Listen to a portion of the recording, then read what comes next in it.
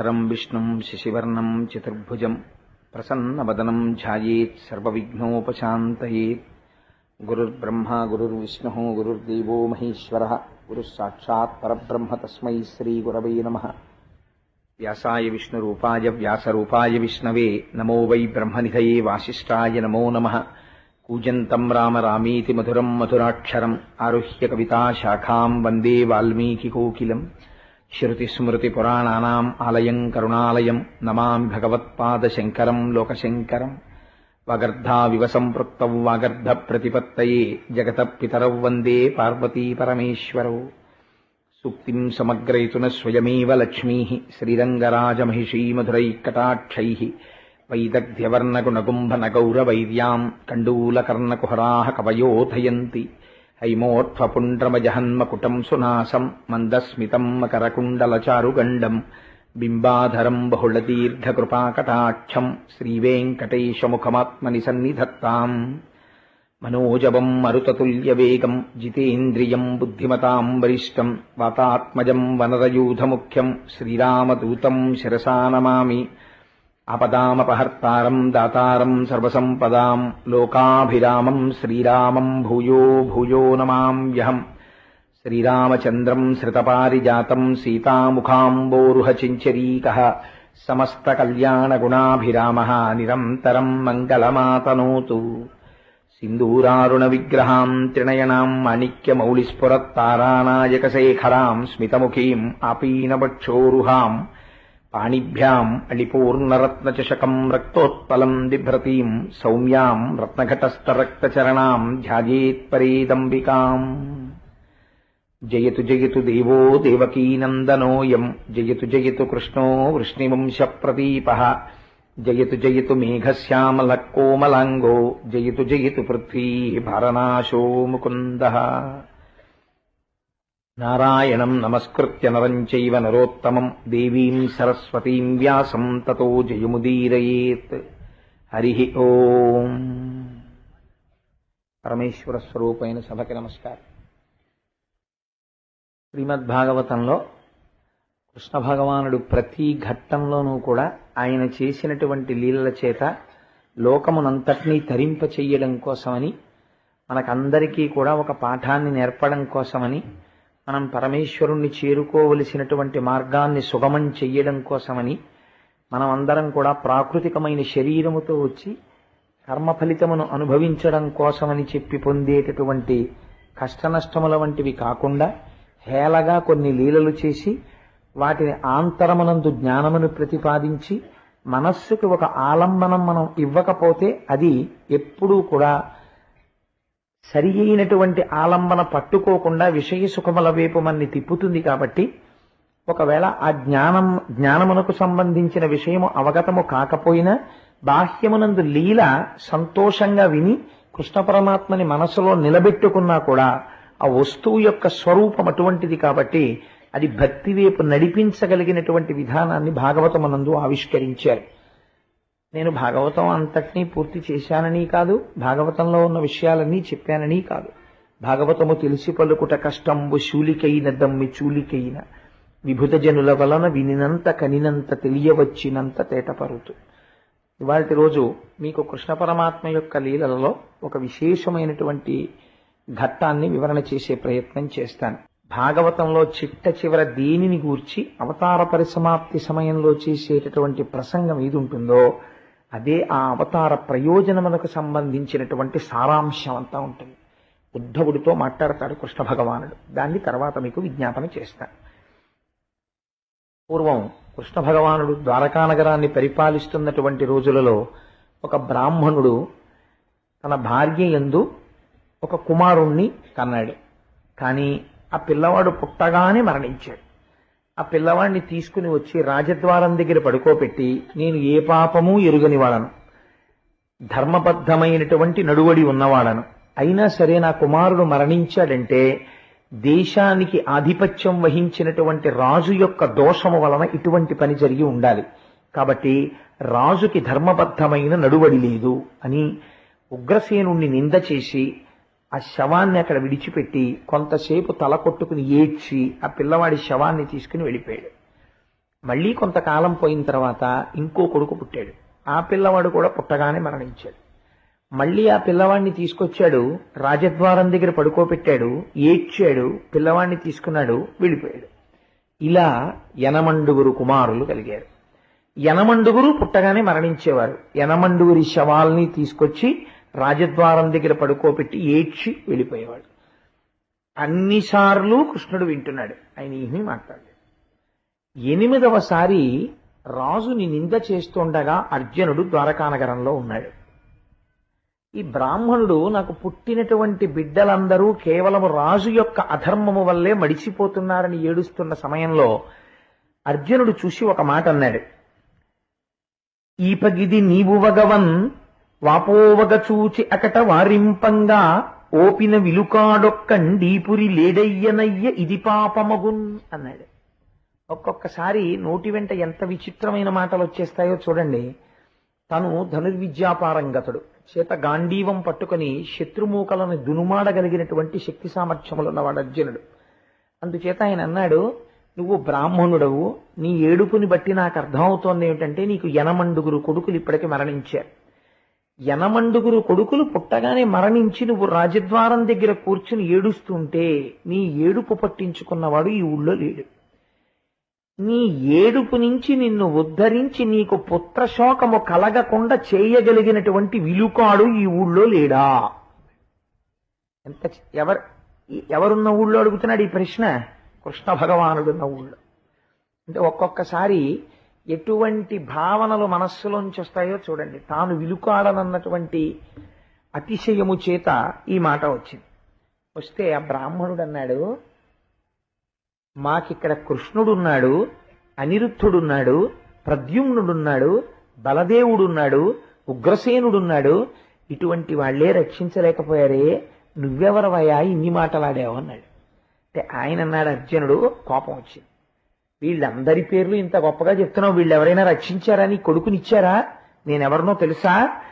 బలుడంగాను, నేను బలరాముణ్ణి కాను, మురాసురాంతకుడగాను, ప్రద్యుమ్నుండకాను, నే తెలియం తత్తనయుండగానని విరుద్ధ వ్రాతమున్ భీషణోజ్వల గాంధీవ ధనుర్విముక్త నిశితాస్త్ర శ్రేణిచే పీన్గుం పెంటలు కావించు పరక్రమ ప్రకీలు చండ స్ఫూర్తినే పార్థుండన్ అన్నాడు.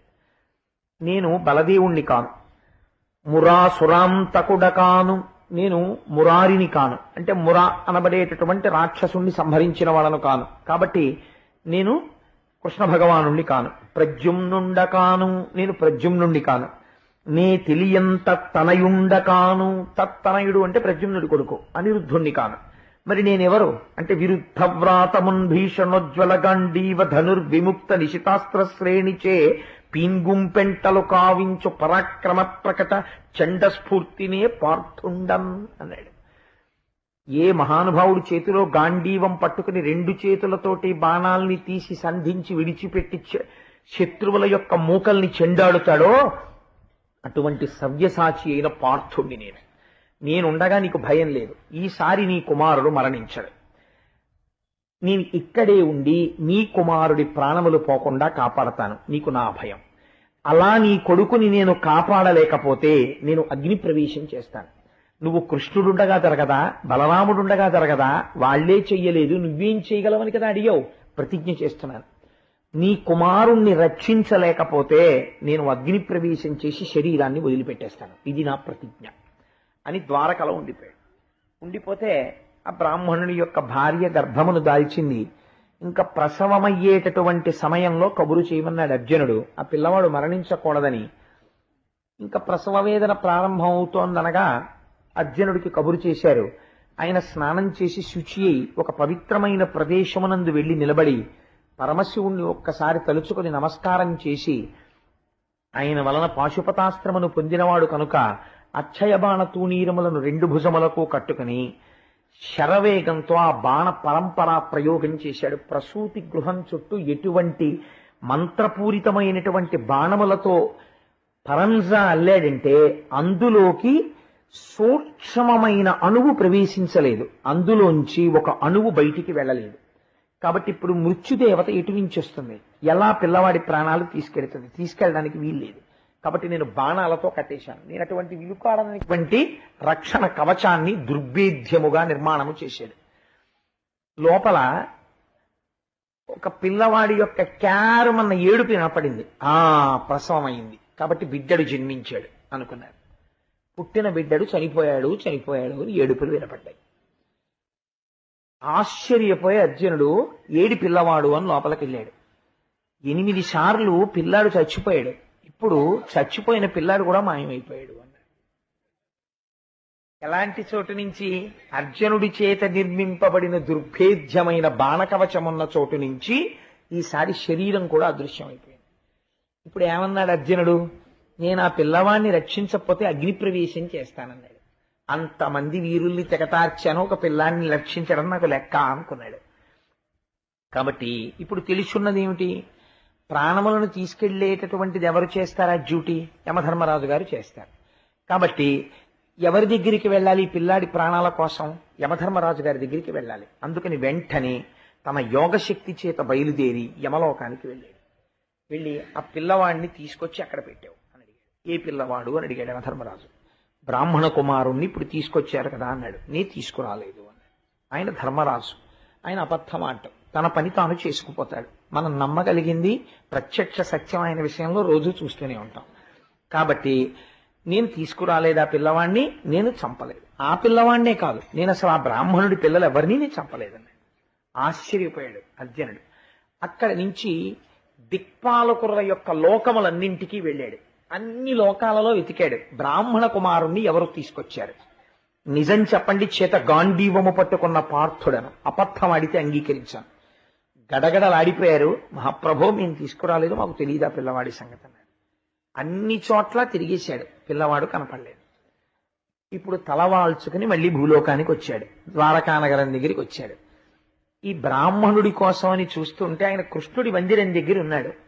ఆయన అన్నాడు, ఆ బ్రాహ్మణుడు, ఎక్కడి పండుతనూభవుండెక్కడి విలుకాడు, వీనికెక్కడి సత్వం ఎక్కడి గాంధీవము, తనకెక్కడి దివ్యాస్త్ర సమితి యమనవచ్చున్ అన్నాడు. వీడు పార్థుట్ట, ఓ గాంధీవంట, అక్షయ బాణ తూణీరాల్ట, మంత్రపూరితమైన బాణాల్ట, నా కొడుకుని రక్షిస్తాట. ఇన్ని చేశాడు. పిల్లాడు మాయమైపోయాడు.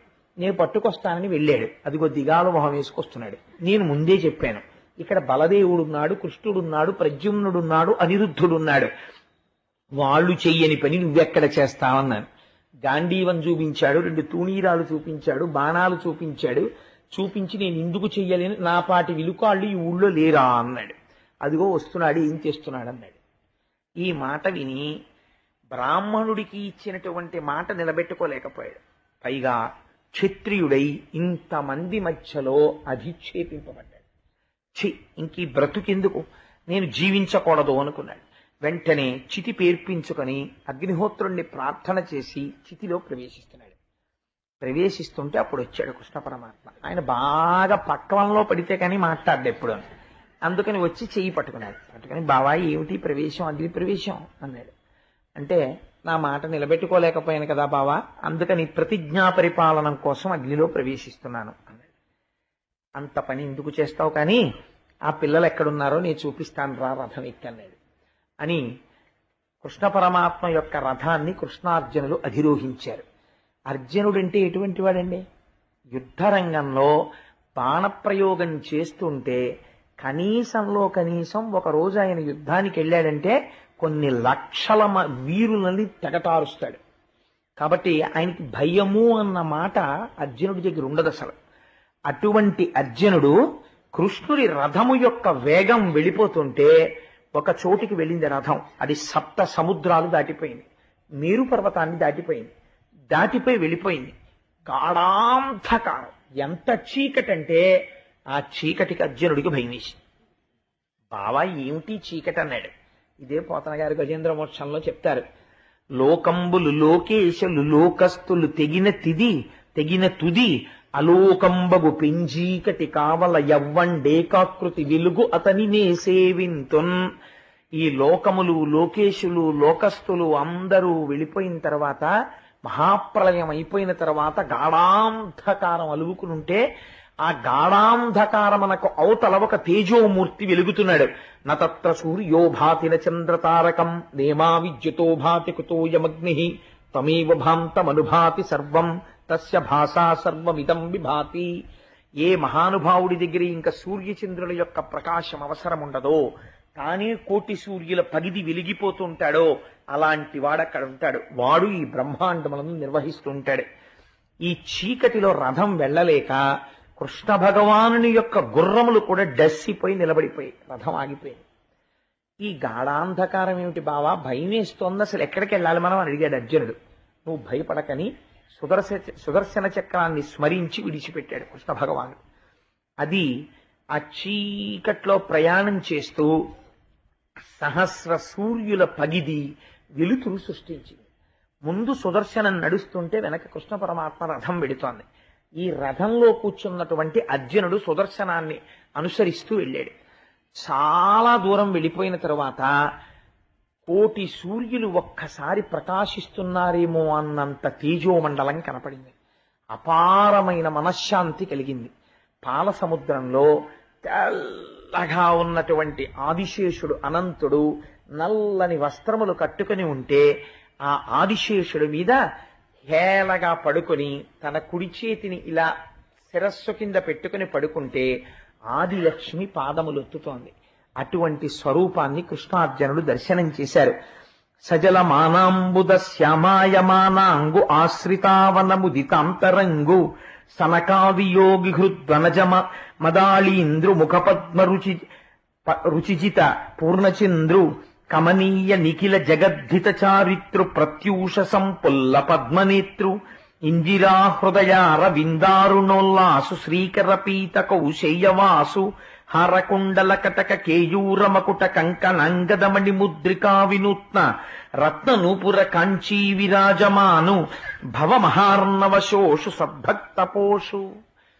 ఆ తెల్లగా ఉన్నటువంటి ఆదిశేషుడి మీద నీరు నిండినటువంటి నల్లటి మబ్బు ఎలా ఉంటుందో అటువంటి రూపంతో ఒంటి మీద బంగారు కంకణములు పెట్టుకున్నటువంటి కుండలములు వేసుకున్నటువంటి హారములు మెరిసిపోతుంటే పచ్చటి పట్టుపుట్టాన్ని కట్టుకుని మెడలో వనమాల వేసుకుని శంఖ చక్ర గదా పద్మములను ధరించినటువంటి వాడై అరవిరిసినటువంటి తామర పువ్వు వంటి ముఖమండలంతో కరుణారసాన్ని పొంగుతున్నటువంటి నేత్రములతో హేళగా పడుకున్నటువంటి ఒక మూర్తిని చూశారు. అటువంటి మూర్తి దర్శనమును అర్జునుడు ఇప్పటి వరకు చేయలేదు. ఆ శ్రీమన్నారాయణ దర్శనం అది. ఆయనే శ్రీ మహావిష్ణువు. అందులోంచి అంశగా కృష్ణ భగవానుడు వచ్చాడు. ఆ శ్రీ మహావిష్ణు దర్శనం చేసి పొంగిపోయి నమస్కరించారు. ఋషులందరూ చుట్టూ నిలబడి స్తోత్రం చేస్తున్నారు ఆ మహానుభావుని.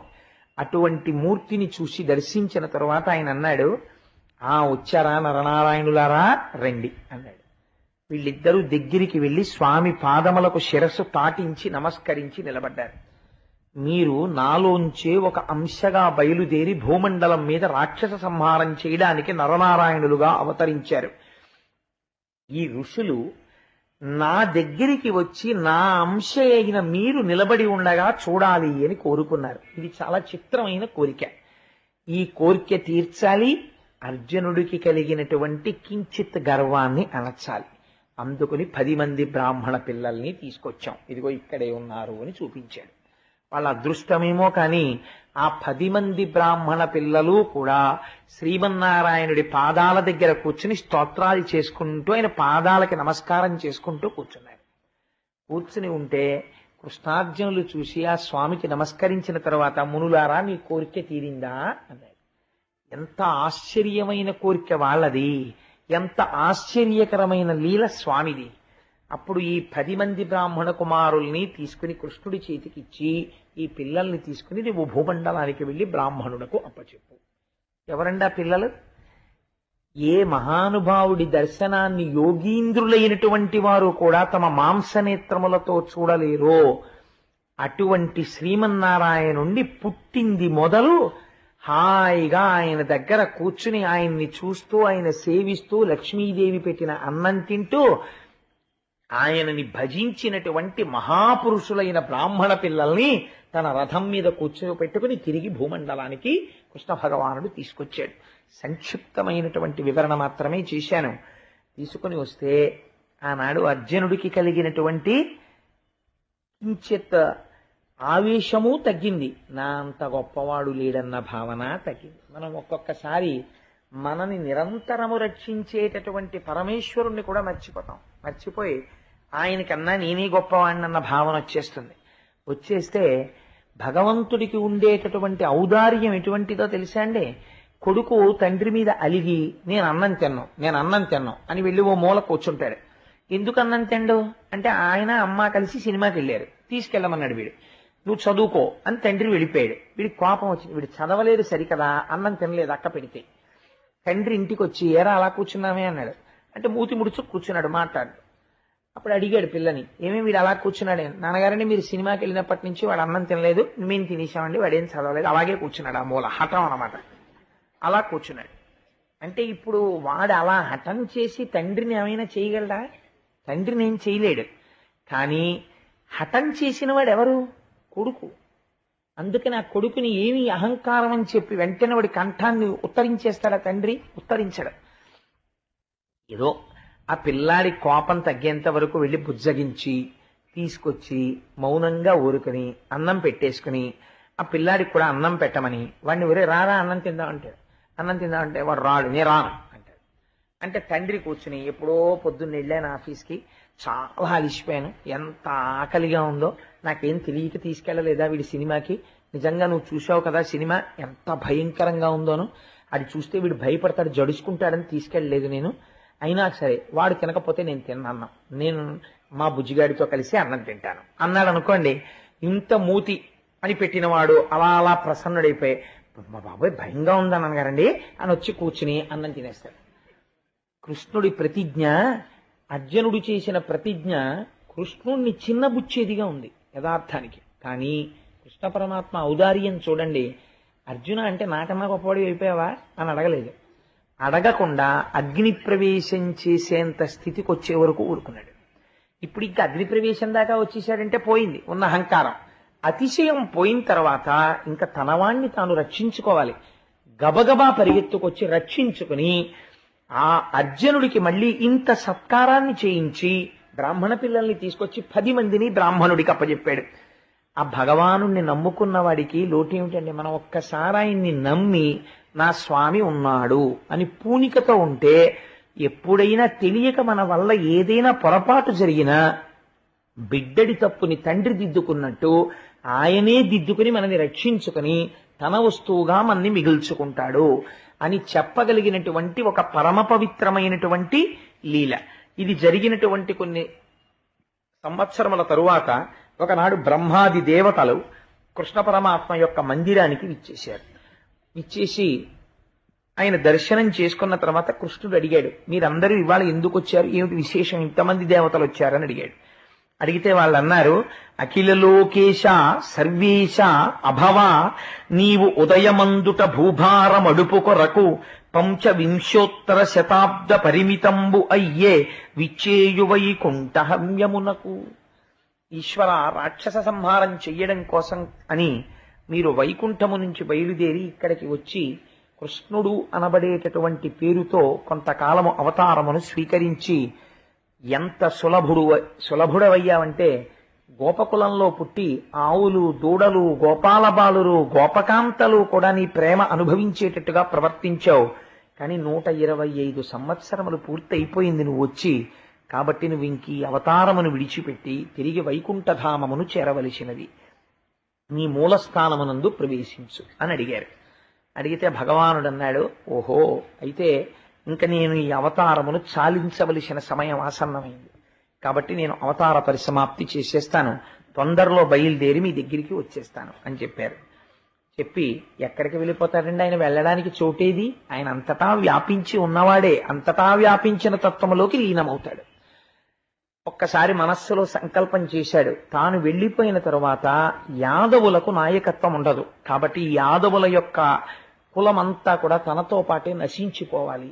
ఇది ఎలా నశించిపోతుంది? ఈ మొత్తం కులనాశనం జరిగిపోవాలంటే దేనివల్ల జరుగుతుంది అంటే తాను నాయకత్వమునందుండగా దేవతలే వచ్చి నిలబడినా యాదవుల్ని ఎవరు చెనకలేరు. కాబట్టి ఇప్పుడు ఏ వాక్కు చేత వారు పాడైపోతారు? మనకి కృష్ణ పరమాత్మ అవతార పరిసమాప్తిలో కూడా ఒక రహస్యాన్ని ఆవిష్కరిస్తారు. దేవతలతో యుద్ధం పెట్టుకుంటే కొంతవరకు పాడు చేయగలరు. మొత్తం కులనాశనం దేనివల్ల అయిపోతుందంటే భగవంతుణ్ణి నమ్ముకున్నటువంటి పరమ భాగవతోత్తములతోటి పరిహాసం ఎంత ప్రమాదాన్ని తీసుకొస్తుందో చూపిస్తారు. అందుకని అటువంటి ప్రమాదంతో కూడుకున్న పని చేయించారు యాదవుల చేత. ఒకానొక రోజున అసితుడు, మిత్రుడు, దుర్వాసుడు, భృగువు, అంగిరసుడు, కశ్యపుడు, వామదేవుడు, వాలకిల్యుడు, అత్రి, వశిష్ఠుడు, నారదుడు వంటి మహర్షులు ఒకరు కాదు, ఇద్దరు కాదు, ఒక్కొక్కడు మహాపురుషుడు. ఎవరి పేర్లు విన్నంత మాత్రం చేత పాపరాశి ధ్వంసమైపోతుందో అటువంటి మహర్షులందరూ కృష్ణ పరమాత్మ యొక్క దర్శనానికి వచ్చారు. ఇప్పుడు జరగబోయేటటువంటిది మనం మనస్సులో చాలా జాగ్రత్తగా ఒక చుక్క జారిపోకుండా పట్టుకోవలసినటువంటి సందర్భం. ఎందుకంటే అవతార పరిసమాప్తి ముందు జరిగేటటువంటి విషయాలు ఏముంటాయో అదే మొత్తం సారాంశమై ఉంటుంది. వచ్చి ఆ మహర్షులందరూ కృష్ణ భగవానుణ్ణి చూసి ఒక మాట అన్నారు. జనములు నిను సేవింపని దినములు వ్యర్థంబులగుచు తిరుగుచునుండున్ తనువులు నిడకడ కావట వనములలోనున్ననైన వనరుహనాభ. ఎంత గొప్ప మాట చెప్పారో చూడండి. నిన్ను సేవించనటువంటి రోజు జీవితంలో ఏది ఉన్నదో ఆ రోజు నిరర్ధకమైపోయినట్టే. నేను మీకు ఒక్క విషయం విజ్ఞాపన చేస్తాను. మనం నిజంగా మనుష్య శరీరాన్ని పొందడానికి ఎన్ని కోట్ల జన్మలలో ఎన్ని కష్టాలు పడిన తరువాత ఈ స్థితికి వచ్చామో మీరు ఎప్పుడైనా జీవుని యొక్క యాత్ర గురించి చదివితే ఎంత భయమేస్తుందో నిజంగా. అయ్య బాబోయ్, ఇన్ని కష్టాలు పడ్డామా మనం అనిపిస్తుంది. శ్లేష్మ మీద వాలేటటువంటి ఈగతో మొదలుపెట్టి పాషాణము నుండి బయలుదేరి ఇన్ని కష్టాలు, ఎన్ని జన్మలో, ఒక్కొక్క జన్మ ఉచ్చులో పడి మరణించే జన్మ. కొన్ని కోట్ల జన్మలు అలా వెళ్ళిపోయి ఉచ్చు పన్నుతారు. ఏదో తన భార్య కోసమో పిల్లడి కోసమో అలా పరిగెడుతుంటుంది జింక, ఓ ఉచ్చుకు తగులుకుంటుంది అంతే. అందరూ చూస్తుండగా దాని కంఠాన్ని కోసేస్తారు. కోసేస్తే చచ్చిపోతుంది. ఒక్కొక్క జన్మ కేవలం దాని దంతాలకి విలువ వస్తుందని దాన్ని పడగొట్టి దాని దంతాలు ఊడబెరికేస్తారు. ఒక్కొక్క జన్మ మనం పేపర్లలో చదువుతున్నాం. ఒకసారి పేపర్లో వచ్చింది, మీకు జ్ఞాపకం ఉండే ఉంటుంది. ఒక జూలాజికల్ పార్క్ లో మత్తు ఇంజెక్షన్లు ప్రయోగం చేసి ఒక చిరుతపులిని, సాఖి ఇఫ్ ఐఎమ్ కరెక్ట్, ఆ చిరుతపులి పిల్లని బయటికి తీసుకెళ్లి దాని అరుపులు వినపడకుండా అది మత్తులో ఉండగా దాన్ని చంపేసి దాని తోలు ఒలిచేసి అమ్మేశారు. ఇన్ని జన్మలు ఎంత బాధాకరంగా వెళ్ళిపోయాయో. పైన కర్ర మీద పెట్టి కొట్టేస్తుంటారు, కింద దేని మీద చెయ్యి పెట్టి తీస్తే దొరికితే అది పైన పెట్టి కంఠం నరకబడుతుంది, కింద అవన్నీ గింజలు తింటుంటాయి. ఎంత అమాయకపు జన్మండి. దేవీ నవరాత్రులకు ముందు అనేక మేకలు, గొర్రెలు తీసుకెళ్లి గడ్డి తినిపిస్తారు. తినిపిస్తే ఆ గొర్రెలు, మేకలు గడ్డి తినొస్తే సాయంకాలం ఇంటికి వచ్చాక అవి మేపేవారు. అంటే నేను వారి తప్పని కూడా నేను అంటలేదు, దాని కంఠం కింద చెయ్యి పెట్టి ఇలా ఇలా అని చూస్తారు, ఎంత బరువు ఎక్కుతోంది, ఎంత మాంసం పడుతోందని. ఆయన ఇలా అంటుంటే ఆ మేక సంతోషంగా అలా తలెత్తుతుంది. ఎంత ఔదార్యమూర్తో, ఇంత గడ్డి పెట్టి ఇలా అంటున్నాడు, ఎంత బలిసింది, నాకు ఎంత మాంసం వస్తుందని ఆయన చూసుకుంటుంటాడు. ఇలా ఎన్ని జన్మలు వెళ్ళిపోయాయో, ఇన్నిసార్లు బలవన్మరణాలు, చాలా జన్మలలో, ఎత్తిన ప్రతి జన్మలో భయంకరంగా చచ్చిపోవడం. ఏ జన్మలో ఈశ్వరార్చన చేసుకునేటటువంటి అవకాశము ఉండదు. ఒక కుక్కగా ఉన్నాడు, భాగవతం వినగలడా? ఒక నక్కగా ఉన్నాడు, ఊళ్ళోకి రాగలడా? ఒక ముంగిసగా ఉన్నాడు, ఈశ్వర ఆలయంలోకి చేరగలడా? భాగవతం వినడానికి అర్హత కలిగిన జన్మ ఏది? మనుష్య జన్మ ఒక్కటే. గోవింద అని 11 మాటలు అనగలిగిన జన్మేది? ఒక్క మనుష్య జన్మ. రేపు పీఠాధిపతులు వస్తారు, మీరు చూద్దురు గాని ఎంత గమ్మత్తుగా ఉంటుందో. శ్రీచక్రార్చన ప్రారంభం నుంచే పీఠాధిపతులు ఆ పుష్ప పాత్రలోంచి పుష్పాన్ని ముద్రతో పట్టుకుంటారు. ఇలా వేళ్లతో పట్టుకుని తిప్పుతారు చేతిని ముద్రకి. తిప్పితే మనకైతే చటుక్కుని కింద పడిపోతుంది. ఆ పువ్వు తిప్పడంలో పడకుండా తిరుగుతుంది. తిరిగినప్పుడు బిందు తర్పణ సంతుష్ట అని అమ్మవారిని పిలుస్తాం. అందుకే రేపు ఆ శ్రీచక్రం వారికి వస్తుంది మేరు. ఆ మేరువు మీద ఉన్న బిందువు కూడా కనపడేటట్టుగా అందరూ దర్శనం చేసుకునేటట్టుగా రేపు ప్రొజెక్టర్తో బయట స్క్రీన్ మీద కూడా వేస్తాం. స్వామివారి పర్మిషన్ కూడా తీసుకున్నాం దానికి. స్వామి కాకినాడలో ఉన్న వారందరూ తరించేటట్టు మీరు చేసే అర్చన కనపడడానికి లైవ్ టెలికాస్ట్ చేస్తాం బయటికి, మీరు అంగీకరించాలని. వారు ఉదార హృదయంతో అంగీకరించారు. వారు ఆ బ్యారికేడ్ మధ్యలోంచి వస్తారు. రేపు మహాపురుష దర్శనం. ఇవి ఎన్ని ప్రాణులు చేయగలవు చెప్పండి? రేపు ఒక్క మనుష్యుడైనటువంటి వాడు మాత్రమే రేపు ఈ దర్శనం చేసుకోగలడు. అటువంటి శ్రీచక్రార్చన జరుగుతుంటే చూడగలడు. భాగవతం పూర్తయిన తర్వాత రేపు శ్రీచక్ర తీర్థం ఇస్తే శ్రీచక్ర తీర్థం ఎవరు పుచ్చుకోగలరు? ఒక పీఠాధిపతి చేసిన అర్చన తీర్థాన్ని రేపు మనం పుచ్చుకోగలం. ఇతరులు పుచ్చుకోగలరా? పుచ్చుకోలేరు. ఇంత సర్వోత్కృష్టమైనటువంటి మనుష్య జన్మని పొంది కూడా మహర్షులు తీర్పు చెప్పేస్తున్నారు. కొందరు ఈశ్వరుడు తప్ప మిగిలిన వాటి అన్నిటి వైపుకి తిరుగుతారు. ఆ తిరగడంలో మనుష్య జన్మ నిరర్థకమైపోయింది. ఆ తర్వాత మళ్ళీ ఎక్కడికి వెళ్ళిపోతాడో తెలియదు. ఎన్ని కోట్ల జన్మలు మళ్ళీ ఉచ్చుల్లో పడి, కత్తులతో నరకబడి, శూలాలతో గుచ్చబడి, రోకళ్లతో కొట్టబడి, అరిచేతులతో అదమపడి, కాళ్లతో తొక్కబడి, ఎంత గింజుకుని ఎన్ని రకాలుగా చచ్చిపోతాడో. ఈశ్వర, చిత్రం ఏమిటంటే వీళ్ళు పొందినటువంటి మనుష్య జన్మ యొక్క గొప్పతనము వీరికి తెలియక ఈ శరీరమును నిలబెట్టుకోవడమే గొప్ప అనుకుని కేవలము దీన్ని పోషించుకుని దీనితో అనుభవించిన సుఖములనుకుని గడిపేస్తున్నారు. కానీ అరణ్యంలోకి వెళ్ళి దాక్కున్నా ఇది ఉండదు, ఇది దాటిపోతుంది, ఇది వెళ్ళిపోతుంది. అలాంటి శరీరమునందు మగ్నులై వెళ్ళిపోతున్నారు. ఏం అదృష్టం! ఈ కాలమునందు ఇట్లాంటి ఏమీ తెలియని అజ్ఞానమునకు హద్దు లేని గోపాల బాలులతో కలిసి నువ్వు తిరిగి కౌగలించుకుని ఆడి పాడి ఇంతమందిని తరింపచేశావు. కృష్ణ, నీ లీలలు రాబో కాలంలో విన్నవారిని, చదివిన వారిని, చెప్పిన వారిని, గోవిందనామమును పలికిన వారిని గట్టెక్కించేస్తాయి. అంతటి గొప్ప అవతారాన్ని స్వీకరించావు తండ్రి. కాబట్టి నువ్వు ఒక్కసారి మళ్ళీ ఇలాంటి మూర్తి దొరకమంటే దొరుకుతుందా? ఒక్కసారి నిన్ను కన్నులార పైనుండి కిందకి దర్శిద్దామని వచ్చాం. వాళ్ళకి తెలుసు అవతార పరిసమాప్తి అయిపోతోందని. ఇటువంటి అవతారం మళ్ళీ రాదు. ఎందుచేత అంటే ఒక అవతారం వస్తే ఒక ప్రయోజనాన్ని తీర్చుకుని వెళ్ళిపోతుంది. కృష్ణావతారం లాంటి అవతారం ఇంకుండదు. ఎందుచేత అంటే ఒక యశోద ఏమీ తెలియనటువంటి ఆజ్ఞురాలైన గోపిక పరిగెడుతుంటే పరిగెత్తడమా? ఏడ్పు తెలియని స్వామి కళ్ళు నులుగుని ఏడవడమా? అమ్మ రోటికి కట్టేస్తే ఏమీ తెలియని వాళ్ళ పాకడమా?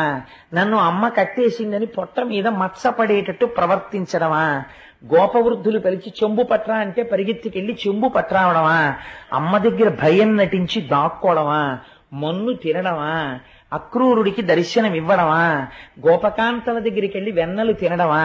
వాళ్లతో ఆడుకోవడమా? యమునా నది ఒడ్డున రాసలీల చెయ్యడమా? ఎన్నో లీలలు ప్రదర్శించడమా?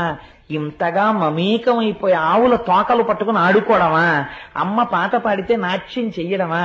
అమ్మ కాళ్ళకి గజ్జెలు పెడితే గజ్జెలు కట్టుకోవడమా? అమ్మ దగ్గరికి వెళ్ళి అమ్మ నాకు ఆకలిస్తోంది అన్నం పెట్టమ్మా అండమా? అన్నము తినడము, ఆకలి వెయ్యడము ఒక వికారం. వికారములకు అతీతమైన వాడు వికారాన్ని ప్రదర్శించడమా? అమ్మ పెడితే తినడమా? పెరగడం తరగడం లేనివాడు పెరిగినట్టు కనపడ్డమా?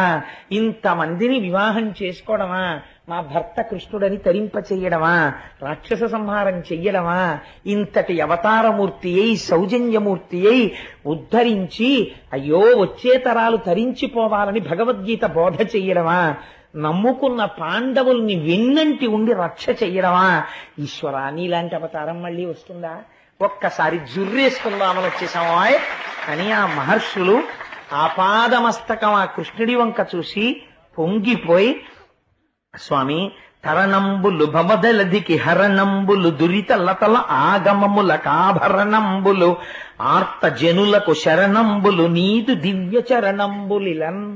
ఎంత గొప్ప మాట చెప్పారో చూడండి వాళ్ళు మహర్షులు. కాబట్టి ఈ భవజలధి సంసారమును దాటడానికి ఏవి ఆధారము? నీ పాదములు ఆధారము. వచ్చేటటువంటి కష్టములు తొలగిపోవడానికి ఏవి ఆధారము? నీ పాదములు ఆధారము. వేదములకు ఆభరణములు ఏవి? నీ పాదములు ఆభరణములు. అటువంటి నీ దివ్యమైనటువంటి చరణారవిందములను ఒక్కసారి ఈ మాంసనేత్రములతో చూడాలని వచ్చాం. మళ్ళీ ఇలాంటి పాదములు దొరుకుతాయా? ఇవి అంగనామంగనామంతరే మాధవం అని కొన్ని వేల మంది గోపకాంతల మధ్యలో ఏమీ తెలియని వాళ్ళ గోపకాంతల చేతులు పట్టుకుని నర్తించిన పాదములు ఈ శ్రీపాదములు. ఈ పాదములను గోపాల బాలురు మా కృష్ణుడు అనుకున్నారు తప్ప శ్రీమన్నారాయణుడని తెలియక ఆడుకున్న పాదములు ఈ పాదములు. ఈ పాదములు వాళ్లతో ఆడుకుంటున్నప్పుడు ఆ పిల్లల్ని తన్నిన పాదములు ఈ పాదములు. లక్ష్మీదేవి అంతటిది వాటికి నమస్కరించడానికి ఉవ్విళ్ళూరుతుందని తెలియక హేళగా ఆ పాదములను ఒళ్ళో పెట్టుకుంటే గోపాల బాలుర చేత ఒత్తబడిన పాదములు ఆ పాదములు. బ్రహ్మ కడిగిన పాదము అని చతుర్ముఖ బ్రహ్మచేత కడిగించుకున్న పాదములు. అట్లాంటి పాదములు గోపకాంతలు పట్టుకుని వాళ్ళు ఆడుకుంటే వాళ్లతో ఆడుకుని వాళ్ళ దగ్గర పరిగెడుతుంటే ఆ మువ్వల్ని చూసి ఆ చప్పుళ్ళు చూసి వాళ్ళు పొంగిపోయి వాళ్ళు ఆడుకున్న శ్రీపాదములు ఆ పాదములు. ఇంతమందిని తరింపచేసిన ఆ పాదాలని ఒక్కసారి చూద్దామని వచ్చాం కృష్ణ అని ఆ పాదముల వంక చూసి స్తోత్రం చేశారు. శ్రీనాయక నీనామము నానాభవ రోగ కర్మ నాశనమునకు విన్నాణంబగు ఔషధమిది కానరు దుష్టాత్ములకట కంజదలాక్ష. కృష్ణ, నీ నామము, నీ లీలలు, నీ కీర్తి, నీ కథలు ఎక్కడ స్తోత్రం చేయబడుతుంటాయో అక్కడ మళ్ళీ ఇలాంటి అవతారం ఉంటుందా అని 33 కోట్ల మంది దేవతలు కూడా కూర్చుని వింటారు. అలాంటి కథాశ్రవణం జరుగుతున్నటువంటి ప్రదేశంలో ఆఖరణ ఒక్కసారి పొంగిపోయి గోవిందా గోవిందా అంటూ నీ నామం చెప్పుకున్నవాడున్నాడే, వాడు పొందనిదేముంది, ఇది పొందుతారని చెప్పడం అసాధ్యం. వాళ్ళు అన్నిటినీ పొందేస్తారు. ఎందుకని నువ్వు ఎంత సంప్రీతిని పొందుతావో నీ నామము చెప్పినప్పుడు. కలియుగానికి నామమే రక్ష. అటువంటి గొప్ప నామము, తేలికైన నామము, నీ అంతట నువ్వు కష్టపడి సంపాదించుకున్న నామము. 7 ఏండ్ల బాలుడవై 7 రాత్రులు 7 పగళ్ళు కొండ నెత్తి నిలబెట్టి రక్షించుకుని నువ్వు సంపాదించుకున్న నామము గోవిందనామము, భాగవతంలో వచ్చిన నామము. అందుకని అటువంటి గోవిందుని పట్టాభిషేకం ఒక ధూర్తుడు, ఏమీ తెలియని వాడు ఒక్క మాట చెప్తే నమ్మి వృద్ధులు, పిల్లలు, పెద్దలు, ఆడవాళ్లు, ముసలివాళ్లు, ఆవులు, ఆఖరికి వేషాలు కట్టి వాడు చెప్పాడు మేము నమ్మామని ఇంతమంది వరుస కట్టి అంత దూరం నుంచి ఇంత దూరం నువ్వు ఉన్నావని నమ్మి నీ నామము సత్యమని నమ్మి పరిమళ ద్రవ్యాలు జల్లుతూ వచ్చిన వారిని ఉద్ధరించకుండా ఉంటాడా? వాడి పట్టాభిషేకం జరిగితే అటువంటి నామము నీ నామము. ఆ నామము సముపార్జింపబడింది నువ్వు కృష్ణమూర్తిగా ఉండగా.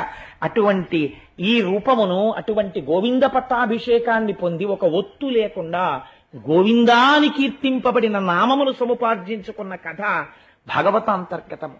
ఆ అవతారము కృష్ణ పరమాత్మ. ఇంత గొప్ప అవతారాన్ని మళ్ళీ మేము చూడగలమా? మళ్ళీ వస్తుందా ఇటువంటి అవతారం? మాకు వస్తాయా రోజులు? మళ్ళీ మేము ఎప్పుడు వింటాం దశమస్కంధం? నీకేమో ఇవాళ పూజ చేసుకుంటుంటే నాకే ఎంత బెంగొచ్చిందో, ఈశ్వరా మళ్ళీ ఎప్పుడు చెప్పిస్తావు నాతో భాగవతం అని. కాబట్టి ఎంత పొంగు ఆ చిన్ని కృష్ణుడి గురించి వింటుంటే. కాబట్టి అటు మహర్షులు బెంగ పెట్టుకున్నారు, మునులు బెంగ పెట్టుకున్నారు. స్వామి మళ్ళీ ఎప్పుడు చూస్తాం? ఒక్కసారి నిన్ను ఆ పాదమస్తకం చూసి తరించిపోదామని వచ్చాం. అందుకుని వచ్చామయ్యా అంటే కృష్ణ పరమాత్మ చూసి నవ్వి, నేను కూడా మిమ్మల్ని రప్పించడానికి ఒక కారణం ఉంది. మీరు నన్ను చూసి తరించారు కదా, చెప్పవలసిన మాట చెప్పారు. ఇదే లోకం కూడా తెలుసుకోవాలి. కాబట్టి ఇప్పుడు నేను మనస్సులో చేసిన సంకల్పం తీరడానికి మీరు ఒక్కసారి నది ఒడ్డుకి వెళ్ళండి, నదీ స్నానం చెయ్యండి. యాదవ కుల నాశనం జరగాలి, అవతార పరిసమాప్తి. ఈ మహర్షులందరూ వెళ్ళి ఆ నది ఒడ్డున స్నానం చేసి కూర్చుని భగవంతుడి యొక్క కథలు తలుచుకు పొంగిపోతున్నారు. ఏమి కృష్ణావతారం, వీళ్ళందరినీ తీసుకొచ్చి ద్వారకలో పెట్టాడు, ఇలా రక్షించాడు, జరాసంధుణ్ణి పీచమణిపించాడు, ధర్మరాజుతో రాజసూయం చేయించాడు, కురుక్షేత్రంలో యుద్ధం చేయించాడు, భీష్మాచార్యుడికి మోక్షం ఇచ్చాడు, తాను వెళ్లి ఎదురుగుండా నిలబడి విష్ణు సహస్రనామ స్తోత్రం చెప్పించాడు. ఏమి కృష్ణుడు, కృష్ణుడిలాంటి అవతారం ఉంటుందా మళ్ళీ అని వాళ్ళు పరవశించిపోతుంటే అక్కడికి యాదవులందరూ కూడా నవ్వుతూ తుళ్ళుతూ ఆడుకుంటూ దూరం నుంచి ఈ మహర్షుల్ని చూశారు. వాళ్లలో ఒక చిత్రమైన బుద్ధి పుట్టింది కృష్ణుడి యొక్క ప్రచోదనము చేత. సాంబుడికి చీర కట్టి ఆడదానిలా అలంకరించి కడుపు ఎత్తుగా కనపడేటట్టుగా చేసి ఆ మహర్షుల దగ్గరికి తీసుకొచ్చి వీళ్ళు ఏ పాటి పరిజ్ఞానంతో చెప్తారో చూద్దాం అనుకుని మూకలు కూడియాదవులు ముందట బెట్టుక యార్చినవ్వుచున్ పోకల పోవుచున్ ముని సమూహము కొయ్యన సాగి మృక్కుచుం ప్రాకటమైన ఈ సుదతి భారపు గర్భమునందు పుత్రుడో ఏకతమందు బలికయో ఏర్పడ చెప్పుటటన్న ఉగ్రులై. ఆ సాంబుడికి చీర కట్టి కడుపు ఎత్తుగా పెట్టి గర్భిణి అయినటువంటి స్త్రీ అని చెప్పి నాట్యాలు చేసుకుంటూ ఆడుకుంటూ పాడుకుంటూ వెళ్ళిపోతున్నటువంటి గోపబాలురయందు దుర్బుద్ధి పుట్టింది. ఆ సాంబుణ్ణి తెచ్చి మహర్షుల ముందు నిల్చోపెట్టి, మీరు మహాత్ములు కదా, మీకు తెలియని విషయాలు ఉండవు కదా, మీరు త్రికాల వీధులు, ఈ ఆడపిల్ల కడుపులో మగపిల్లాడున్నాడా, ఆడపిల్లుందా, కవలలున్నారా, ఏ విషయం మాకు చెప్పండి అన్నారు. అనేసరికి వాళ్ళు ఆ స్త్రీ వంక చూశారు. మహాగ్రహం వచ్చింది. అంటే మీకు భగవద్భక్తులతో పరాచికమా? కృష్ణుడున్నటువంటి గడ్డ మీద ఉన్న మీకు ఇటువంటి పరిహాసం చేయడానికి సిగ్గుపట్టలేదా? ఏ కృష్ణ భగవానుడు బ్రాహ్మణుల్ని చూడగానే భక్తితో సేవిస్తాడో, వాళ్ళ కాళ్ళు కడిగి నీళ్లు తల మీద చల్లుకుంటాడో, అటువంటి కృష్ణుడితో కలిసి ఉండి మీకింతటి దుస్సాహసమా, మాతో పరిహాసమా అని వాళ్ళన్నారు. వాలాయము ఎదుకుల నిర్మూలకరంబైన ఎట్టి ముసలంబొకటి బాలిక కుదయించును పుండాలస్యము లేదటంచు అటపల్కుటయున్. కొడుకక్కర్లేదు, కూతురక్కర్లేదురా, క్షణం ఆలస్యం లేకుండా ముసలం ఒకటి పుడుతుంది అమ్మాయి కడుపులో. ముసలం అంటే పెద్ద రోకలి పుడుతుంది. ఆ రోకలి మీ అందరికీ తీట తీర్చేస్తుంది, మీ ఎదుకుల నాశనం అయిపోతుంది దాంతో అన్నారు. ఆ మాట అనిపించాలి. బ్రాహ్మణ వాక్కు యథార్థమవుతుంది. బ్రాహ్మణులు సంతసించి, బ్రాహ్మణ వాక్కు ఎంత గొప్పది చూడండి, దాన్ని మించిన సన్మానం ఏముంటుందండి? శతమానం భవతి. మా కోటేశ్వరరావు గారు 100 ఏళ్లు ఆయుర్దాయంతో ఉండి ఒక కుక్క బతికినట్టు బతకడం కాదు, భగవన్నామము చెప్పుకుంటూ ఆయన బతకాలి. అత్రేష గోత్రోద్భవస్య కోటేశ్వరరావు శర్మ నామధేయస్య ఈశ్వర కైంకర్యం చేసుకుంటూ బ్రతకాలని బ్రాహ్మణులు చేసిన ఆశీర్వచనమా గొప్పది? లేకపోతే నువ్వు లౌకికంగా పుచ్చుకునేవా గొప్పవి? అది గొప్పది. బ్రాహ్మణ వాక్కు ఎంత గొప్పదో చూడండి, ఆశీర్వచనం ఎంత గొప్పదో చూడండి. కాబట్టి వాళ్ళు ఒక్క మాట అన్నారంతే, శాపమైంది. వెంటనే పరిహాసం చేస్తున్నటువంటి వాళ్ళకి భయం వేసింది. ఇలా అన్నారు ఏమిటన్నా, సాంబుడికి కట్టిన చీర విప్పితే ఆ చీరలోంచి కడుపు దగ్గర నుంచి ఒక పెద్ద ఇనప రోకలి కింద పడింది. పడగానే భయం వేసి ఆ రోకలి పట్టుకుని పరుగున కృష్ణ పరమాత్మ దగ్గరికి వెళ్ళారు. ఆ రోకలి ఆయన పాదాల దగ్గర పెట్టారు. తెలియక మహర్షులతో పరిహాసమాడాం, శిపించారు, ఈ రోకలి పుట్టింది, ఇప్పుడు మమ్మల్ని ఏం చెయ్యమంటావు అని అడిగారు. కృష్ణ పరమాత్మ అన్నారు, ఊరే దుర్నిమిత్తములు కనపడుతున్న ఈ మధ్య పగటిపూటయే అంతఃపురముల యందు కాకులు గుడ్లగూబలు ఏడుస్తున్నాయి, గుర్రాల యొక్క తోకల యందు మంటలు పుడుతున్నాయి, చిలుకలు గోరువంకలు వికృతమైనటువంటి స్వరాలతో అరుస్తున్నాయి, ఇళ్లల్లో పుట్టగొడుగులు పుడుతున్నాయి. ఇంటి యందు పుట్టగొడుగు పుట్టకూడదు, పుట్టగొడుగు పుడుతోంది. సూర్యబింబం చుట్టూ ఆవిరి పరివేషం కట్టినట్టుగా గుండ్రంగా కడుతోంది.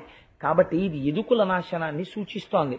మీ అందరూ ఈ ఇనప ముసలము చేత మరణిస్తారు. కాబట్టి సముద్రపు టొడ్డుకెళ్ళి అక్కడ ఒక భయంకరమైన పెద్ద శిఖరం ఒకటి ఉన్నది, ఆ శిఖరము వద్దకు వెళ్ళి ఈ ఇనప ముసలాన్ని అరగదీసేసి దీన్ని సముద్రంలో కలిపేసేయండి అన్నారు.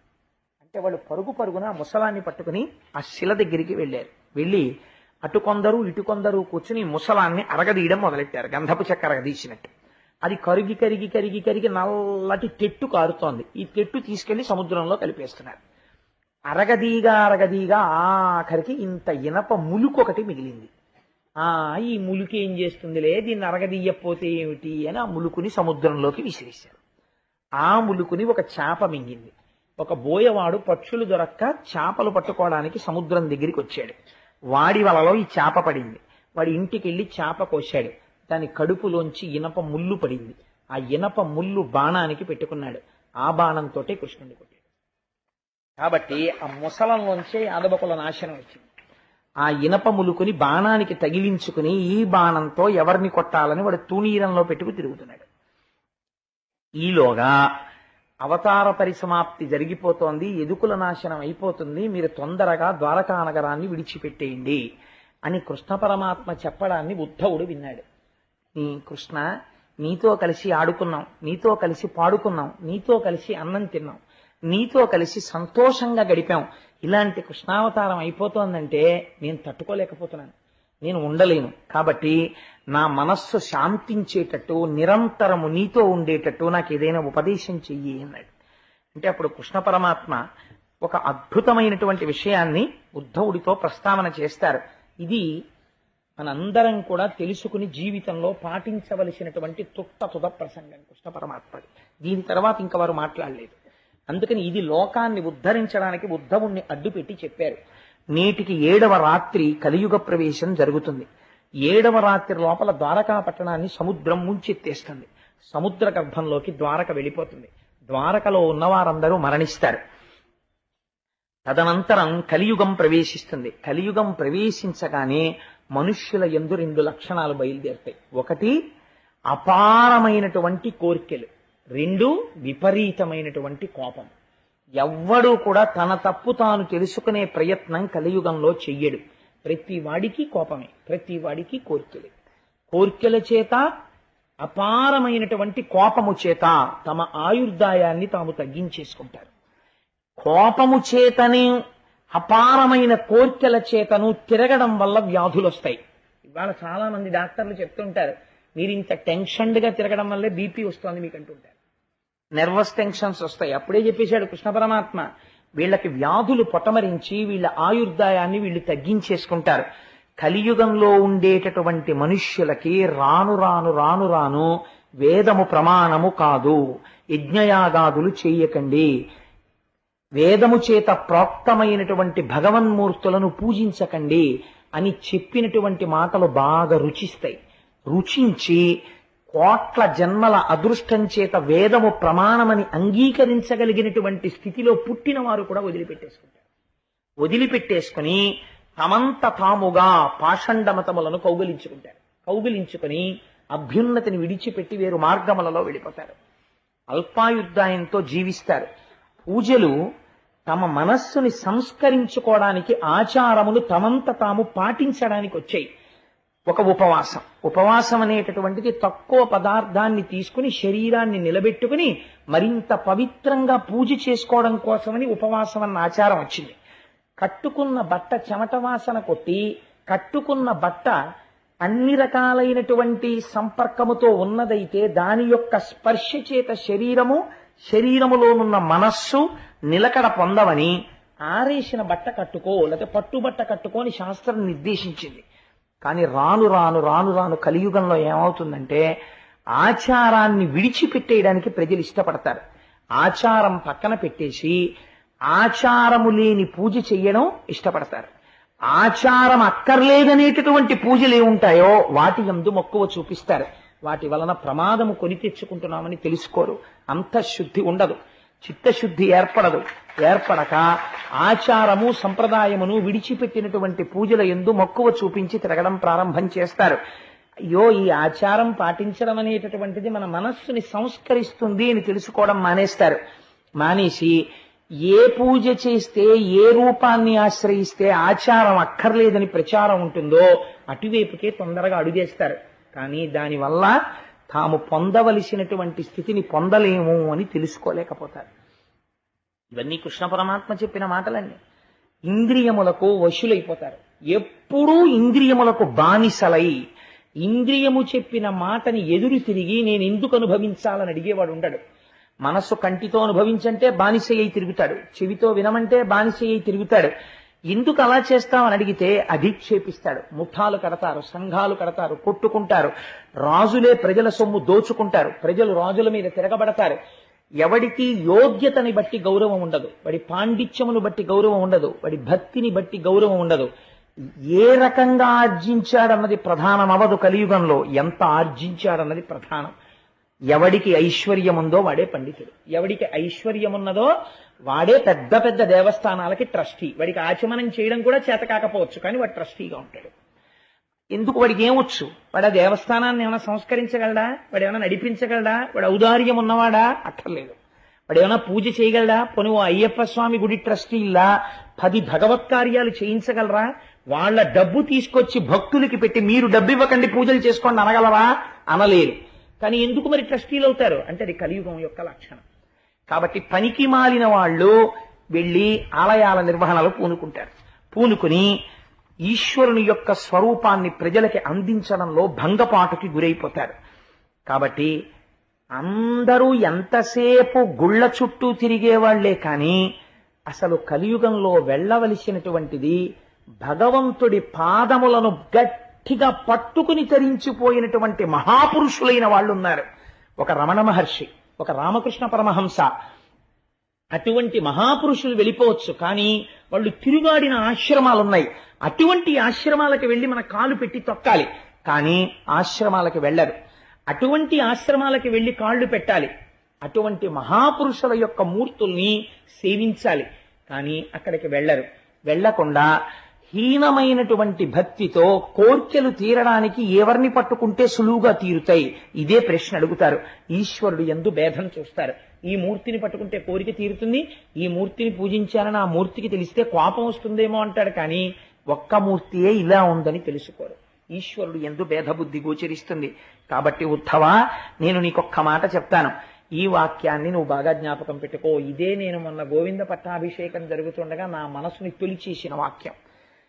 ఈ ప్రపంచమునందు ఉన్నదంతా డొల్లయే అని నువ్వు తెలుసుకోవడానికి నీకు ఒక గొప్ప యాసిడ్ టెస్ట్ చెప్పేస్తున్నాను.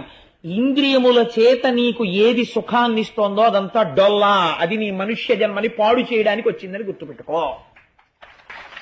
ఎంత గొప్ప మాట చెప్పేశాడో చూడండి. దీని నుంచి దాటాలని నువ్వు అనుకుంటున్నావా? నీకు నేను ఒక మాట చెప్తాను. ఇక్కడి నుంచి బదరికాశ్రమానికి వెళ్ళిపో. బదరికాశ్రమానికి వెళ్ళిపోయి కలియుగంలో నామాన్ని గట్టిగా పట్టుకోవడం నేర్చుకో. ఈశ్వర నామాన్ని విడిచిపెట్టకు. గట్టిగా భగవంతుని యొక్క నామం పట్టుకో. చాలా మంది చాలా విషయాల్ని గజిబిజి చేసేసి అనేక రకాలుగా చెప్పేస్తారు. అసలు ఏది ఏమిటో ఉద్ధవా నేను నీకు చెప్పేస్తాను. ఇవి బాగా జీవితంలో జ్ఞాపకం పెట్టుకో. ఎవరైతే ప్రయత్నపూర్వకంగా కొంతకాలం మౌనంగా ఉంటారో, చంద్రశేఖర పరమాచార్య స్వామి బయటికి వచ్చి ఒక్క మాట మాట్లాడితే లక్షల మంది అర్రులు చాచేవారు. అటువంటి చంద్రశేఖర పరమాచార్య స్వామి వారు స్వయముగా బ్రహ్మమైపోయారు. వారికి పూజ ఎందుకండి? ఒరుగంటి పూజ అని ప్రతిరోజు గంట సేపు పూజ చేసేవారు. అలాగే ప్రయత్నపూర్వకంగా కొన్నాళ్లు మౌన దీక్షలోకి వెళ్ళిపోయేవారు. మాట్లాడేవారు కాదు. మహాత్ములైన వాళ్ళు మనకి మార్గం చూపిస్తారు ఎలా బ్రతకాలో. కాబట్టి మౌనము, ఇంద్రియ నిగ్రహము, జపము, తపస్సు, మంత్రమును అనుష్ఠానము చేయుట, భగవన్మూర్తి ముందు కూర్చొనుట, ఈశ్వరుణ్ణి సేవించుట.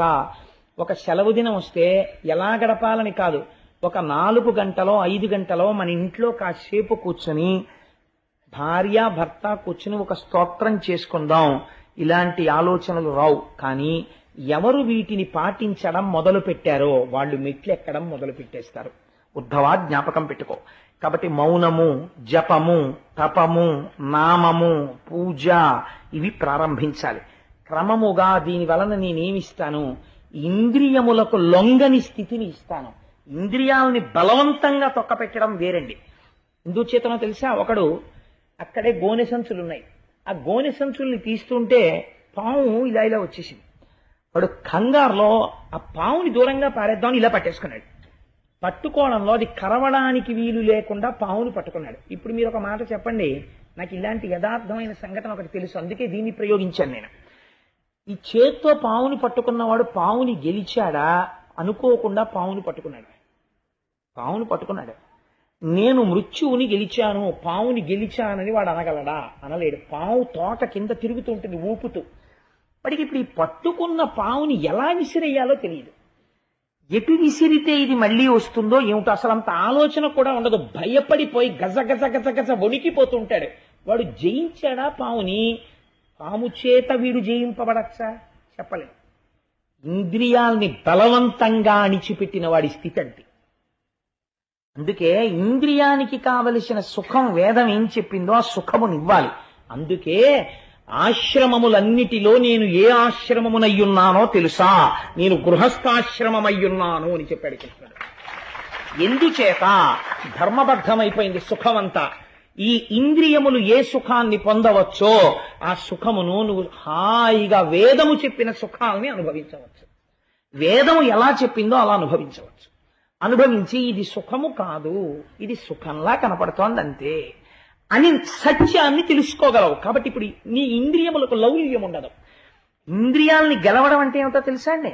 ఒక వస్తువుని చూసి ఇంద్రియంలో చాంచల్యం రాకుండా ఇలా కళ్ళు మూసేసుకుని అమ్మో నేను చూడండి బాబాయ్ చూస్తే నా మనసు పాడైపోతుందని కళ్ళు మూసుకోవడం ఇంద్రియాల్ని గెలవడం కాదు. కళ్ళు తెరిచి ఆ వస్తువు వంక చూస్తూ మా జగన్మాత అని మీరు అన్నారనుకోండి. ఒక స్త్రీ, ఒక అందమైన స్త్రీ, ఎందుకు దాపరికం? నేను ఒక ఉదాహరణ చెప్పేస్తాను. ఒక అందమైన స్త్రీని అలా వెళ్ళిపోతోంది అనుకోండి, వెళ్ళిపోతుంటే వెంటనే పురుషులకు లౌల్యము కలిగిందనుకోండి, వాడు పాపం మూట కట్టేస్తున్నాడు మనస్సు చేత. దాన్ని నివర్తయ మనోమత్త స్వజనే క్రియతాం మనః అంటుంది సీతమ్మ. వాడు ఒక్కసారి వెంటనే నా చేత రోజు పూజలు అందుకునేటటువంటి నా తల్లి పార్వతీదేవి ఇవాళ నీ కంటికి కనపడతానని జగన్మాత నడుస్తోంది, ఏమి నా అదృష్టం అన్నాడు అనుకోండి, వాడు పుణ్యం మూట కట్టేశాడు. అలా ఎప్పుడు అనగలడు? ఏమి సుఖం నాకు తెలియదా?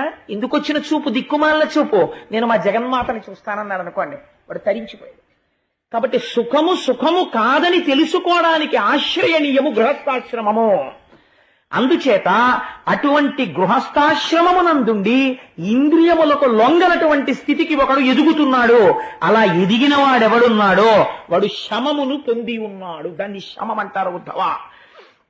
మనోనిర్మలత్వము, మనస్సు ఎందు నిర్మలంగా ఉంటాడు, ఎప్పుడు హాయిగా ఉంటాడు, ఈశ్వరుణ్ణి సేవించుకుంటూ ఉంటాడు. తాను భగవంతుణ్ణి ఏది పూజా మందిరంలో చూశాడో అదే లోకమంతటా చూస్తుంటాడు. బెంగ పెట్టుకోడు కృష్ణావతారం అయిపోయిందని. కృష్ణావతారం అయిపోవడం ఏమిటి? నాకు కనపడుతున్న వాళ్ళందరూ కృష్ణ స్వరూపాలే అంటాడు, పొంగిపోతాడు. కాబట్టి ఇప్పుడు ఏమైపోయింది? సమత్వ బుద్ధితో ఉంటాడు. ఇటువంటి దాన్ని విద్య అని పిలుస్తారు. ఇది తెలియక వాడు వేరు నేను వేరు అని ఎప్పుడు కుచ్చిత బుద్ధితో ఉండి పైకి ఎలా కనపడినా, ఎంత పవిత్రమైన వాళ్లే కనపడినా, లోపల పరమ కుళ్ళు బుద్ధితో ఉన్నవాడెవడున్నాడో వాడు అవిద్యయందున్నాడు. వాడు విద్యయందు లేడు, వాడికి విద్య తెలియదు. చిత్తశుద్ధి, తృప్తి, నాకు ఈశ్వరుడు ఏమి ఇవ్వలేదు అన్న తృప్తితో ఉండగలిగిన వాడెవడున్నాడో వాడు దమమును పొంది ఉన్నాడు. మీకు తీసుకొచ్చి ఇంత అన్నం పెట్టేశారనుకోండి, మీరు తినగలరా? మీ కడుపు నిండడానికి ఇంత అన్నం దొరికిందనుకోండి, చాలు. ఇంత అన్నం ఇవాళ తినడానికి ఈశ్వరుడు ఇచ్చాడు, అది నవలడానికి పళ్ళు ఇచ్చాడు, పళ్ళు ఉంచాడు, కడుపులోకి వెళ్ళిన దాన్ని జీర్ణం చేస్తున్నాడు, చాలు. ఇంకింతకన్నా ఏం కావాలి నాకు? ఇంట్లో 10 బస్తాలుంటే తింటానా ఈ పూట? చాలు. ఏ పూటకు ఆ పూట నాకు ఆకలేసినప్పుడు వెంటనే అన్నం దొరికేట్టు ఈశ్వరుడు చేస్తున్నాడు. ఇంకింతకన్నా ఏం కావాలి? ఇది నమ్మేడు కావ్యకంఠ గణపతి ముని. కాబట్టి అరుణాచలం వెళ్లి తమ్ముడు ఏడుస్తున్నాడు అన్నం లేదని. వెళ్ళి ఒక బ్రాహ్మణ గృహం కనబడింది. ఆ బ్రాహ్మణ గృహం ముందు నిలబడి భవతి భిక్షాం దేహి అన్నాడు. కాలి గజ్జలు గల్లుమంటూ ఒక ఆవిడ బయటికి వచ్చి, అయ్యో నాయన ఆకలితో ఉన్నారా, రండిని కూర్చోపెట్టి అన్నం పెట్టింది. ఇద్దరు అన్నం తినేశారు అన్నదమ్ములు. తాంబూలం వేసుకుని నాయన అరుగు మీద పడుకోండి అంది. అమ్మా ఇంటాయన ఏరమ్మా అన్నారు. ఇంటాయన లోపల ఉన్నాడయ్యా, ఆయన దర్శనం అంతా తేలిగ్గా దొరికేది కాదులే అంది. ఆయన తాంబూలం వేసుకుని ఆవిడ దక్షిణ ఇచ్చిన దక్షిణ కూడా ఉంది. అన్నదమ్ములు ఇద్దరూ అలిసిపోయి కడుపు నిండా తిని అరుగు మీద పడుకున్నారు. మర్నాడు తెల్లవారుజామున తెలివచ్చింది.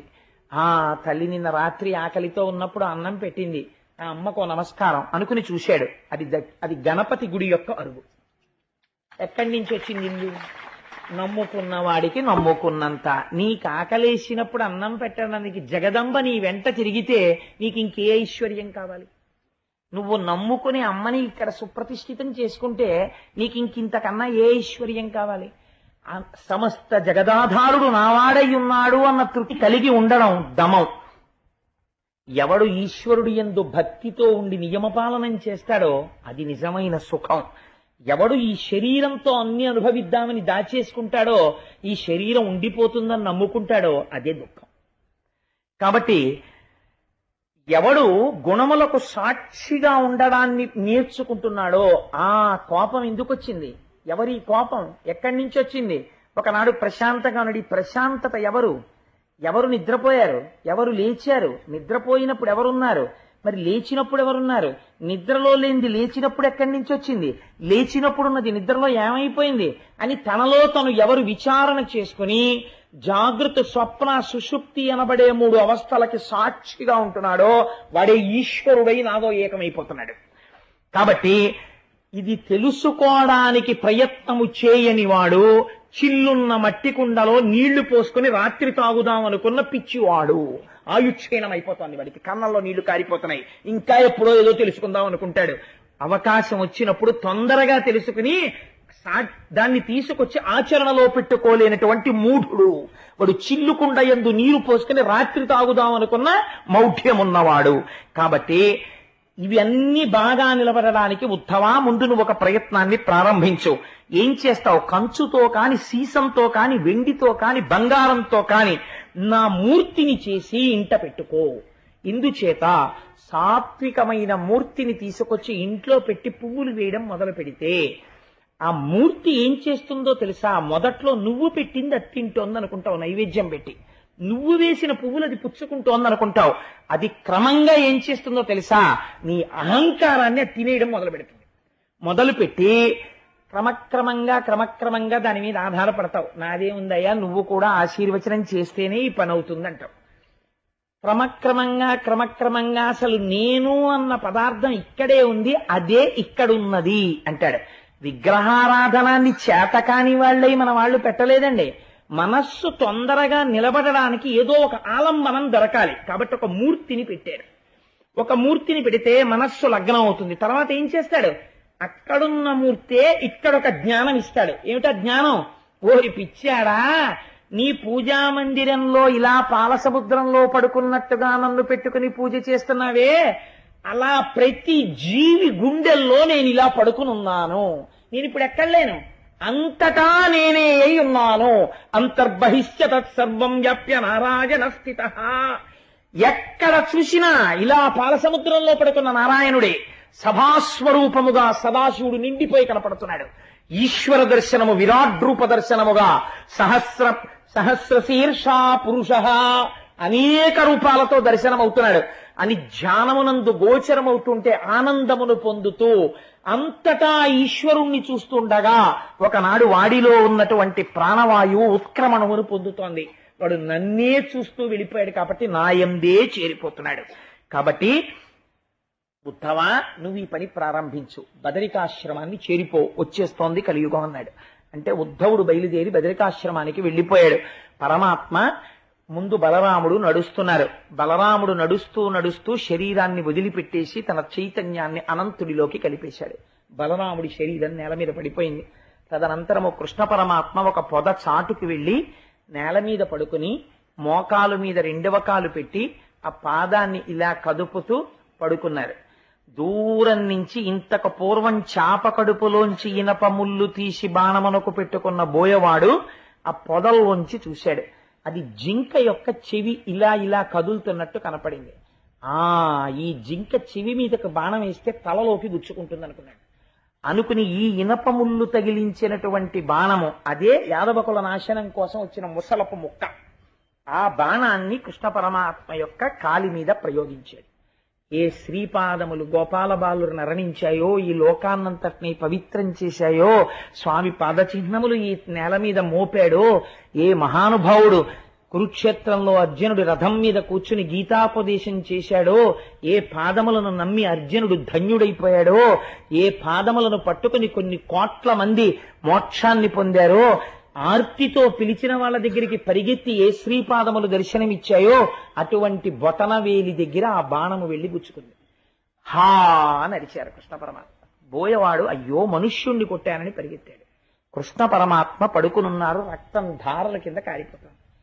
అయ్యయ్యో ఎంత పొరపాటు చేశాను స్వామి, మీ పాదాన్న బాణంతో కొట్టాను, నా జన్మకి ఇంకసలు నిష్కృతి ఉన్నదా అని నేలన పడి ఏడ్చాడు. నువ్వు నిమిత్త మాత్రుడివి నాయనా, ఎవడూ తప్పించలేడు. ఎంతటి వాడు కూడా ఒకసారి ఈ శరీరంతో వచ్చిన తరువాత శరీరాన్ని వదిలిపెట్టవలసింది.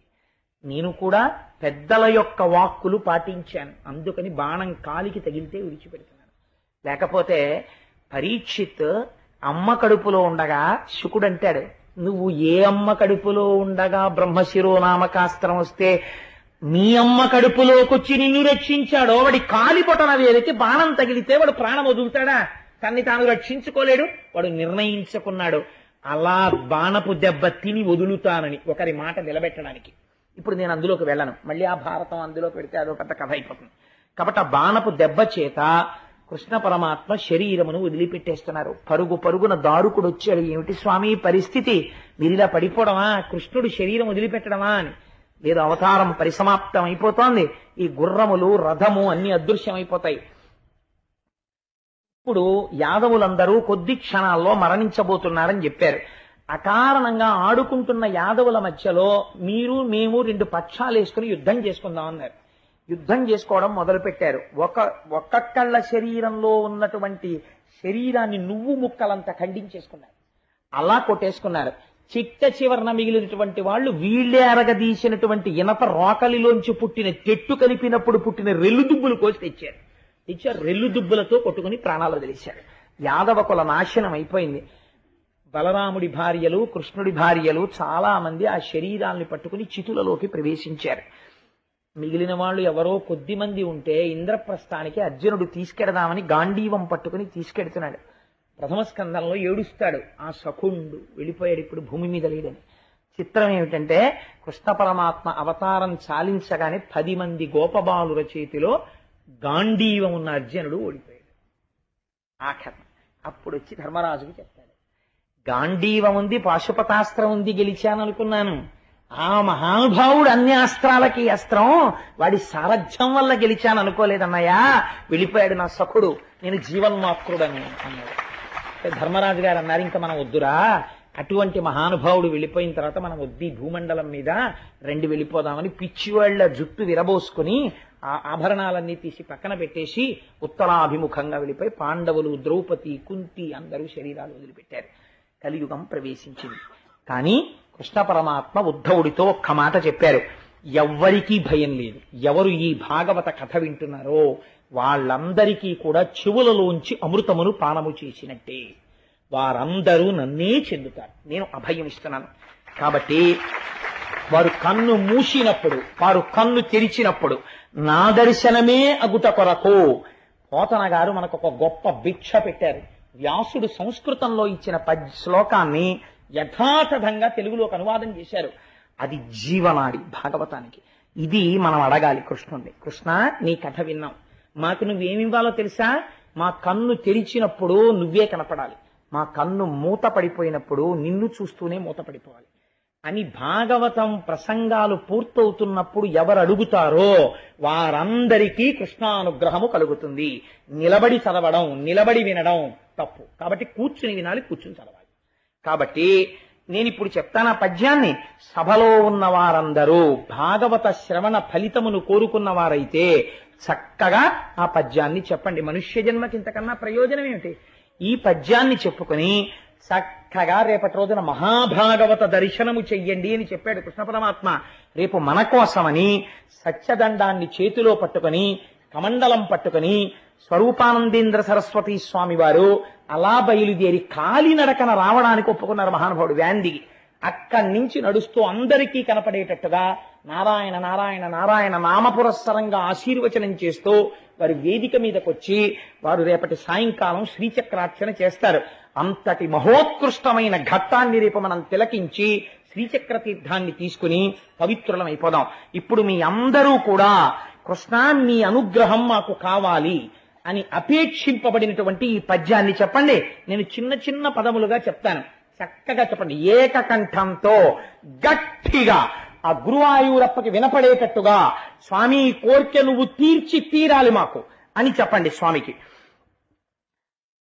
ఎవరెవరు ఈ కృష్ణ పరమాత్మ యొక్క కథ వింటున్నారో, ఎవరు ఈ పద్యం చెప్తున్నారో వాళ్ళకి మాత్రమే ఈ ఫలితం దక్కుతుందని ఒక ఫలశ్రుతి చెప్తారు చివర. నగుమొగమున్ సుమధ్యమును నల్లని మేనును లచ్చి కాటపట్టగు ఉరమున్ మహాభుజములు అంచిత కుండల కర్ణముల్ మదేభగతియు నీలవేణియు కృపారసదృష్టియు కృపారసదృష్టియు కల్గు కల్గు వెన్నుడిమ్ముగా వెన్నుడిమ్ముగా పొడసూపుగాత పొడతూపుగాత కను మూసిన ఎప్పుడు కను మూసిన ఎప్పుడు విచ్చినప్పుడు ఇచ్చినప్పుడు ఈశ్వర నా కన్ను మూసినప్పుడు నా కన్ను తెరిచినప్పుడు కూడా నువ్వు నాకు ఎలా కనపడాలో తెలుసా? నగుముఖమున్ నగుముఖమున్ వెరీ గుడ్ అనండి, తప్పులేదు. నవ్వు ముఖంతో సుమధ్యమును సన్నటి నడుముతో నల్లని మేనును నల్లటి శరీరంతో లచ్చి కాకపట్టగు ఉరమున్ లక్ష్మీదేవి యొక్క స్థానమైనటువంటి వక్షస్థలంతో మహాభుజములు మమ్మల్ని రక్షించగలిగినటువంటి భుజస్కంధములతో అంచిత కుండల కర్ణముల్ కుండలములను దాల్చినటువంటి కర్ణయుగళితో మదే భగతియు ఏనుగు యొక్క నడక వంటి నడకతో నిలవేణియు నల్లటి వెంట్రుకలతో కృపారస దృష్టియు కల్గు. అయ్యో, నన్ను నా కోసం పిల్లలు ఇంత కష్టపడి భాగవతం విన్నారు, నా గురించి చెప్పారు, ఇంకా వాళ్ళకి నేనేమివ్వను? ఇస్తాననేటటువంటి పూనిక కలిగిన కృప వర్షించేటటువంటి కన్నులతో కల్గు వెన్నుడిమ్ముగ పొడసూపుగాత. వెన్నుడంటే కృష్ణుడు, ఇమ్ముగా పొడసూపుగాత నాయందు అనుగ్రహించి నా కోరిక ఒకటి తీర్చుగాక. ఏమిటా కోరిక? కన్ను మూసిన ఎప్పుడు విచ్చినప్పుడు, అంటే నిద్రపోయినప్పుడు ఆయన అనుగ్రహమే మనం సమాధిగా అనుభవించాలి. కళ్ళు తెరుచుకుని ఉదయం లేచిన దగ్గర నుంచి కృష్ణుడే మనకి సారథి అయి నడిపించాలి. చిట్ట చివర అంత్యమునందు కన్ను మూత పడిపోయినప్పుడు ఆయనే అనుగ్రహించి కనపడి మోక్షం ఇవ్వాలి. వేరొకసారి నాకు జన్మ వద్దు స్వామి, నన్ను ఇలా అనుగ్రహించు అని గొప్ప పద్యాన్ని పోతన గారు మనకి భిక్ష పెట్టి పూర్తి చేస్తూ అంటారు. ఈ కథ విన్నను వ్రాసిన ప్రకటముగ లక్ష్మి యశము భాగ్యము కలుగున్ చేకుని ఆయువుగనుడై లోకములో నుండు నరుడు లోకులు పొగడన్. ఎవరైతే ఈ భాగవతంలో ఈ ఆఖ్యానమును వింటున్నారో, ఇది విన్నటువంటి వాళ్ళకి, ఇది వ్రాసినటువంటి వాళ్ళకి, వీళ్ళందరికీ కూడా లక్ష్మీదేవి యొక్క అనుగ్రహం కలుగుతుంది, సిరి సంపదలు కలుగుతాయి, ఆయుర్దాయం కలుగుతుంది, ఏమైనా ప్రమాదాలుంటే తప్పిపోతాయి. వాళ్ళ బ్రతికినటువంటి బ్రతుకు ఎలా ఉంటుందంటే, లోకంలో ఉన్న వాళ్ళందరూ ఏమి మహానుభావుడండి, ఏమి మహానుభావుడండి అని ఆయనతో సంగమును, ఆయనతో బంధుత్వాన్ని, ఆయన్ని చూడాలని, ఆయన దగ్గర వినాలని, ఆయనతో కలిసి ఉండాలని కోరుకునేటట్టుగా జన్మ సార్థకత పొంది నడుస్తుంది. అటువంటి కీర్తిని కృష్ణ పరమాత్మ కటాక్షిస్తారు అని ఒక అద్భుతమైనటువంటి ఆఖ్యానముతో వాటి ఉపన్యాసాన్ని పూర్తి చేస్తున్నాను.